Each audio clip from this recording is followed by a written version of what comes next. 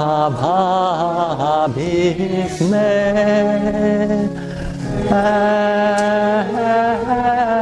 super nivem dehanabhamo.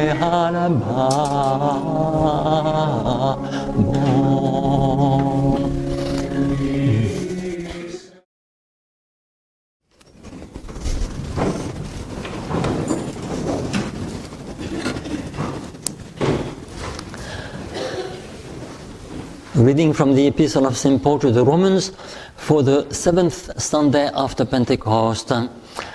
Brethren, I speak a human thing because of the infirmity of your flesh. For as you have yielded your members to serve uncleanness and iniquity for iniquity, so now yield your members to serve justice unto sanctification. For when you were the servants of sin, you were free from justice. What fruit therefore had you then in those things of which you are now ashamed? For the end of them is death. But now, being made free from sin and become the servants of God, you have your fruit unto sanctification, and the end life everlasting. For the wages of sin is death, but the grace of God is life everlasting in Christ Jesus our Lord. Continuation of the Holy Gospel according to St. Matthew. At that time Jesus said to his disciples, beware of false prophets who come to you in the clothing of sheep, but inwardly they are ravening wolves. By their fruit you shall know them. Do men gather grapes of thorns or figs of thistles? Even so every good tree bringeth forth good fruit, and the evil tree bringing forth evil fruit. A good tree cannot bring forth evil fruit, neither can an evil tree bring forth good fruit. Every tree that bringeth not good fruit shall be cut down and shall be cast into the fire. Wherefore by their fruits you shall know them. Not every one that saith to me, Lord, Lord, shall enter into the kingdom of heaven, but he that doeth the will of my Father who is in heaven, he shall enter into the kingdom of heaven.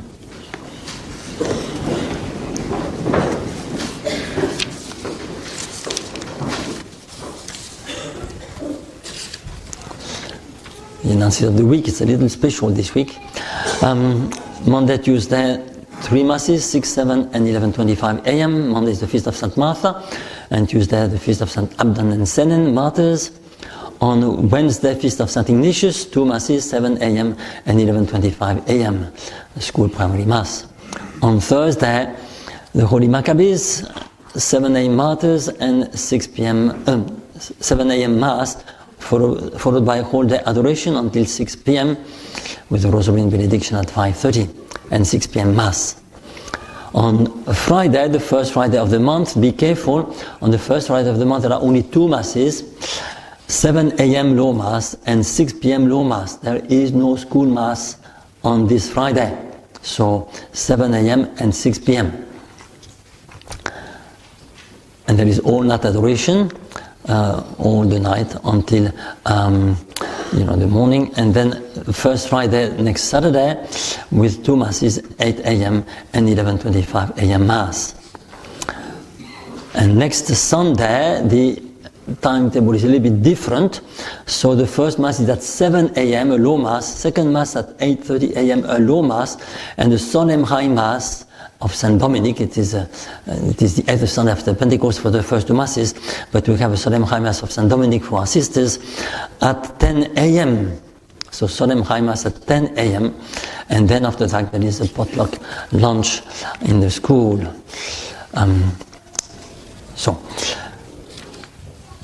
Today there is inquiry class at 6:30 p.m. and Legion of Mary at 4 p.m.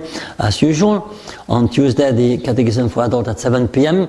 I was a little disappointed last Tuesday to see that the numbers have dwindled, and I think it can do a lot of good to many more. So you are all invited to come to the Tuesday Catechism for Adults.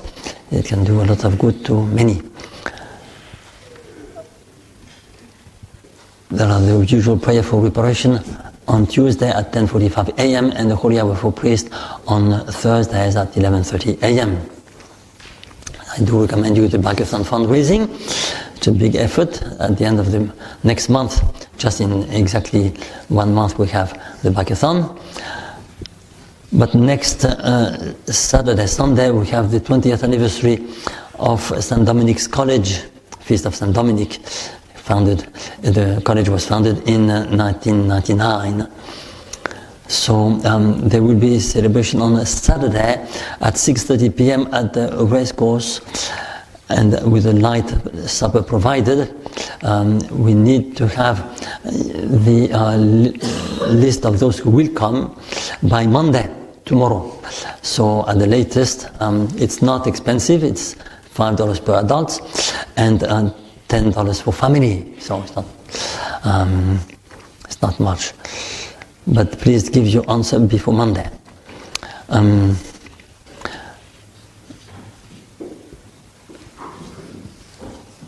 Yes.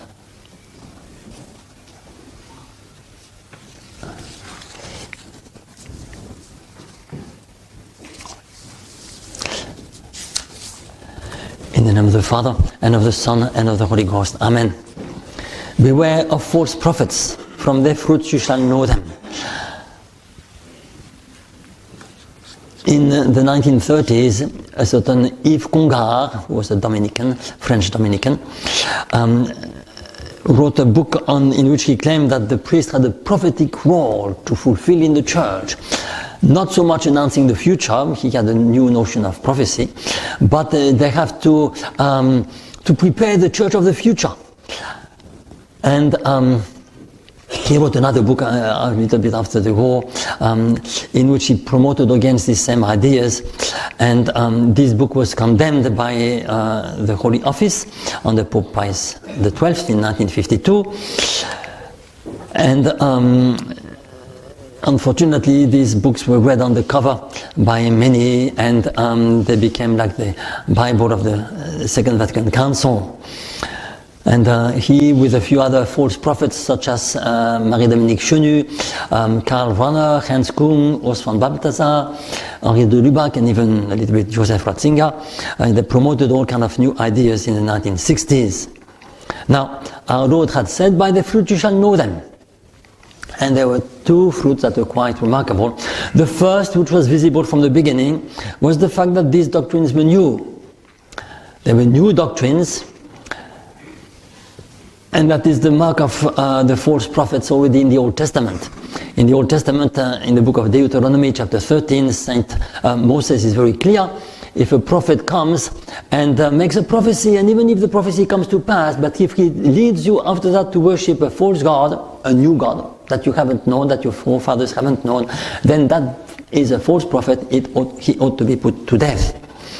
So that was a death penalty for these kind of false prophets, and that is means that it is a mortal sin to teach novelties and to depart from the true worship of the one true God.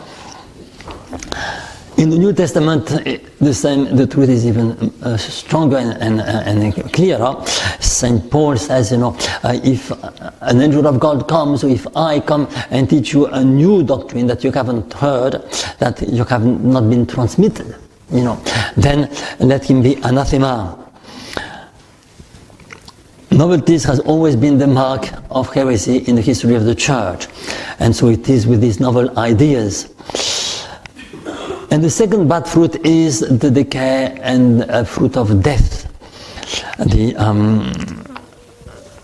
In the late 60s, early 70s, there were tens of thousands of priests who abandoned the priesthood in the church. The number of vocations dwindled in a horrible way.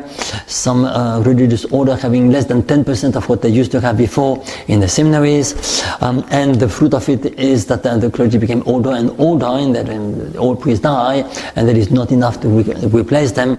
And as you can see recently in the Diocese of Wellington, the bishop is selling churches because they are empty, and he does not have priests to serve them. So these fruits of death, which now are becoming more and more clear, one could foresee them already at the time because of the bad fruit of novelties. What is the link between novelties and death? The modernists thought that if it is living, it has to change. Evolution. And the truth is, no. Both at the natural and the supernatural level, life is not new, does not evolve. God is the creator of life, and parents give the life they have received. to their children. They don't give another life. They have 2 hands, 2 feet, and the children have 2 hands and 2 feet, 2 eyes, 2 ears. They won't have 3, they won't have 1. And if they have 3 or 1, there is a trouble. So, you see, you transmit the same love that you have received. Life and fruitfulness and fecundity is not in changes. On the contrary, it is in fidelity. That is true at the natural level. The copy, when the cell divides, the new cell has to be a copy of the previous one. It has to be a faithful copy. If it is not faithful, it dies. It does not work. And so it is at the supernatural level. And why is it so at the supernatural level? Because the supernatural life is a participation in the life of God. And the life of God is eternal life. Eternity. It does not change. It's always the same.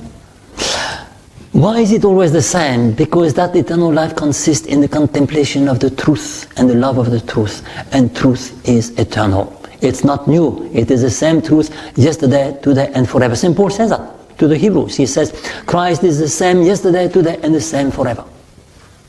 It does not change. There is not a new Christ that is going to be preached today compared to with yesterday. And if Congar or another preach you a new Christ, that's not the true Christ. So, on the contrary, when you have fidelity, then you have fruits. You see, fruits of life, fruits of in both vocations and good and holy marriages.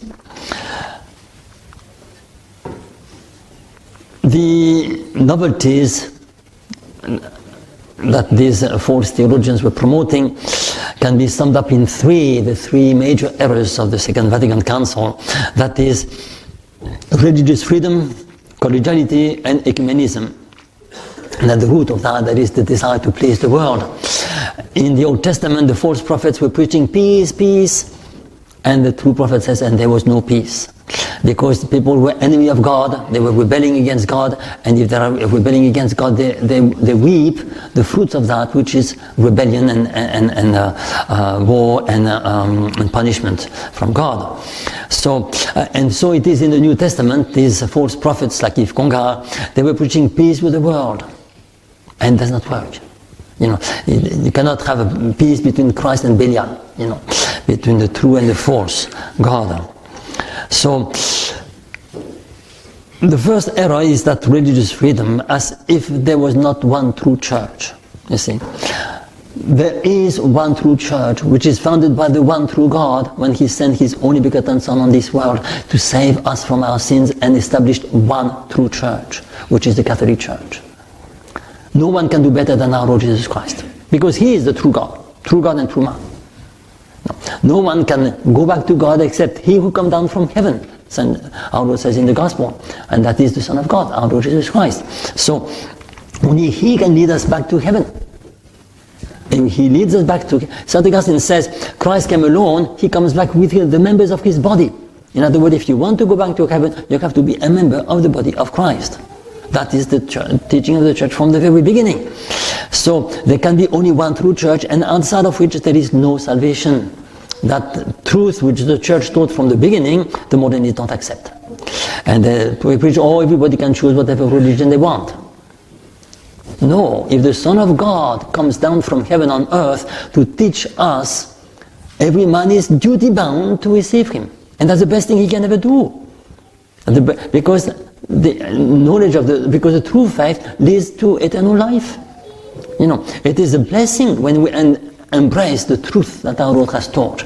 And it is a drama if we don't believe. Our Lord says, he that shall believe and be baptized shall be saved. He who shall not believe shall be condemned. That's the gospel. So there is one true church founded by the one true God, and the one mediator between God and man, our Lord Jesus Christ. And religious freedom is a big error. It's a deceit. Another big error is that collegiality, which is the rejection of authority. See, religious freedom is a rejection of truth, that the revealed truth. Collegiality is a rejection of authority. You see, our Lord has established an authority in the church. He said, it's not democracy. Our Lord says explicitly, you did not choose me, I chose you. Authority does not come from the people, it comes from above, from our Lord Jesus Christ. And that, and collegiality undermines authority, you see. You have the parish council undermines the authority of the priest, the priest council undermines the authority of the bishop, and the bishop's synod undermines the authority of the pope.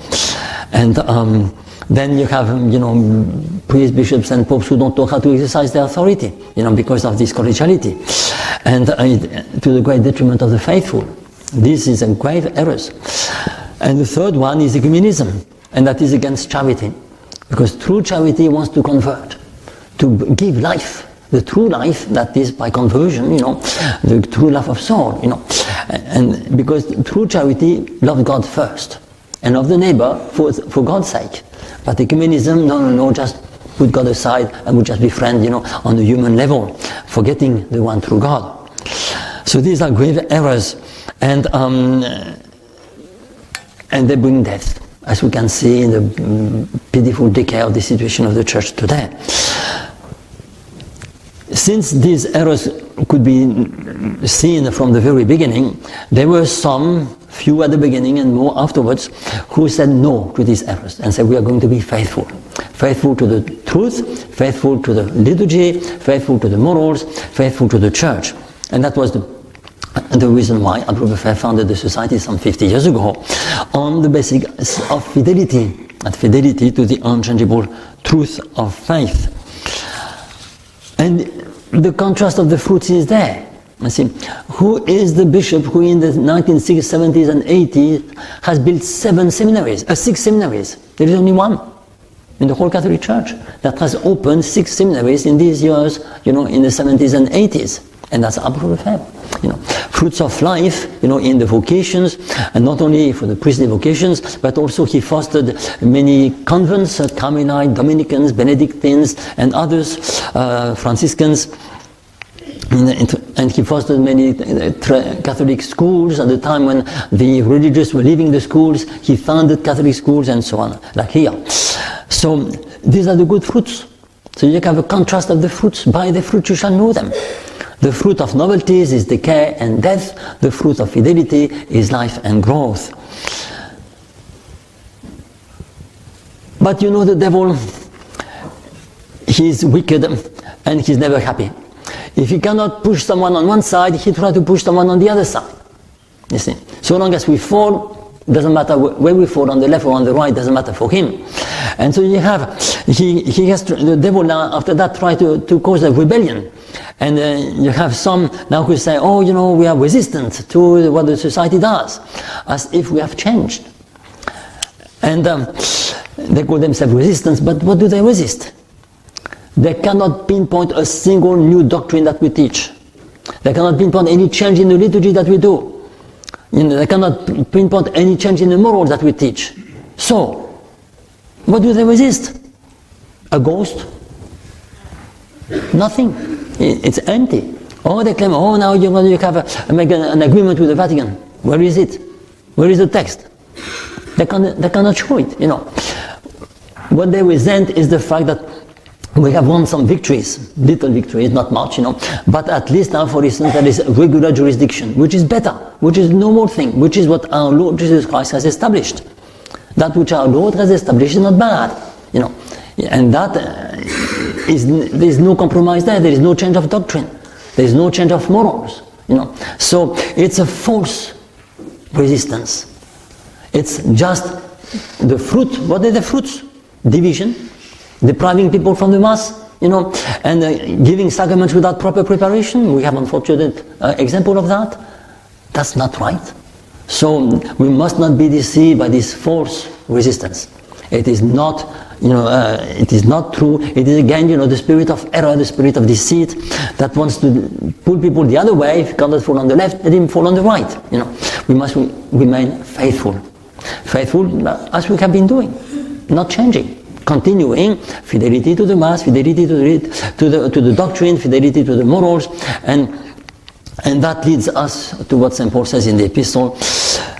We must work and pursue our sanctification in fidelity, you see.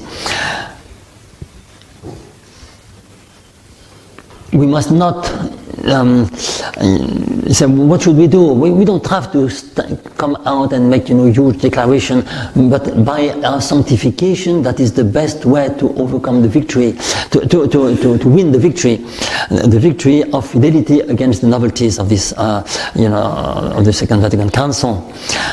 And in particular, I'd like to point out the beautiful gradual today. Venite filia dite metim rem domini docebo vos. Come ye children, listen to me, I will teach you the fear of the Lord. That Psalm 33 from which it is taken takes its full meaning on the mouth of our Lord on the cross. It's a little bit like what our Lord teaches us from the cross, you see. And the verse of the Psalm is, they shall not break any one of his bones, and that of course applies to Christ crucified, you see. So come ye children, I will teach you the fear of the Lord. We love the Mass. What is the Mass? It is the cross planted on our altar. It is the sacrifice of the cross really present on our altar. Our Lord calls us, come ye children, come to the altar. I will teach you the fear of the Lord. Why is our Lord suffering on the cross? He is suffering because of our sins. Are we going to offend him anymore?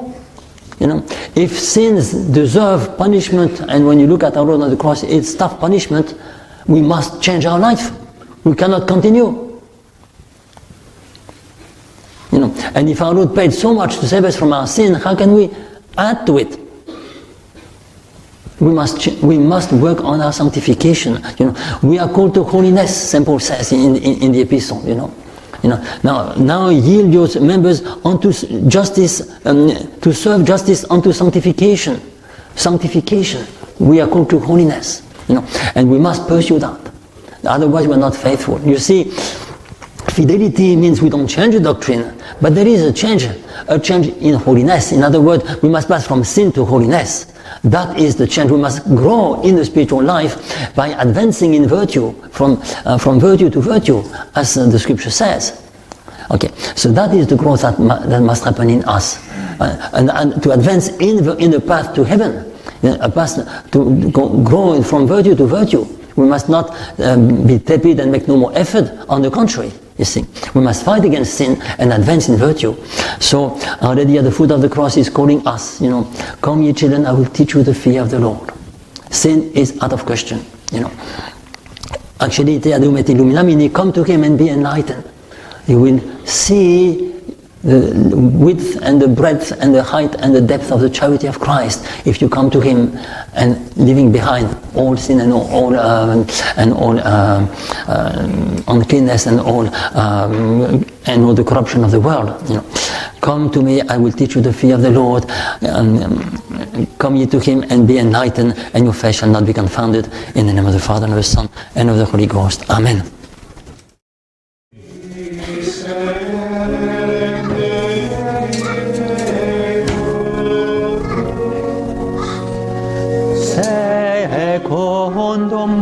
미생이 건희함